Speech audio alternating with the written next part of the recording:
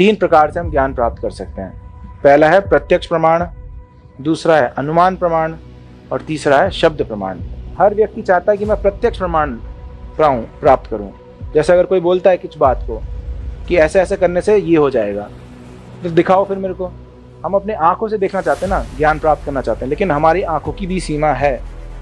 वो दीवारों के पार तो नहीं देख पाते, यहाँ से बहुत दूर क्या हो रहा है वो तो हम देख नहीं पाते हैं। और अगर अंधेरा हो जाए, अगर रोशनी चला जाए, तो हमारे आंखों के सामने क्या हो रहा है वो भी नहीं दिखाई देगा हमको।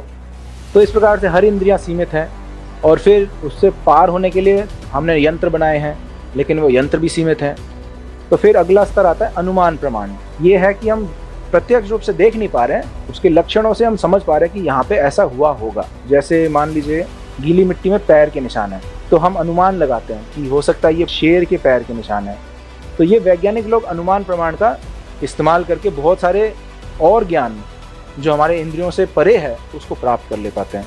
तो ये प्रत्यक्ष प्रमाण से और ज़्यादा शक्तिशाली है।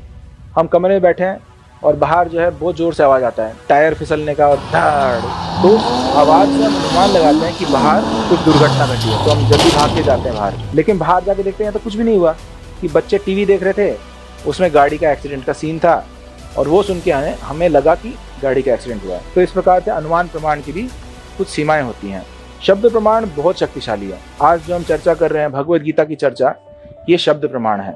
ये गुरु से सुन के सीखना, गुरु ने अपने गुरु से सुन के सीखा, उन्होंने अपने गुरु से सुन के सीखा, और ये परंपरा कहाँ तक जा रही है? स्वयं भगवान तक।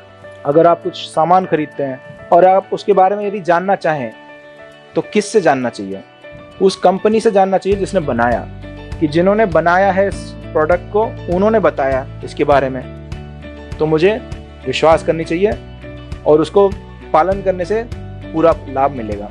अगर कोई बच्चा अपने पिता का पता लगाना चाहता हो, वास्तव में मेरे पिता कौन है, प्रत्यक्ष प्रमाण से भी बहुत मुश्किल है पता करना, अनुमान प्रमाण से भी बहुत मुश्किल है पता करना। उसको केवल अपने माँ से पूछना है मेरे पापा कौन है, और माँ जो है अधिकारी हैं, वो जानती हैं इनके पिताजी कौन है।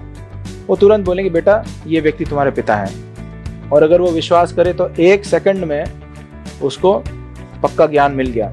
शब्द प्रमाण में एक शर्त लागू होता है कि हम सही व्यक्ति से सुने।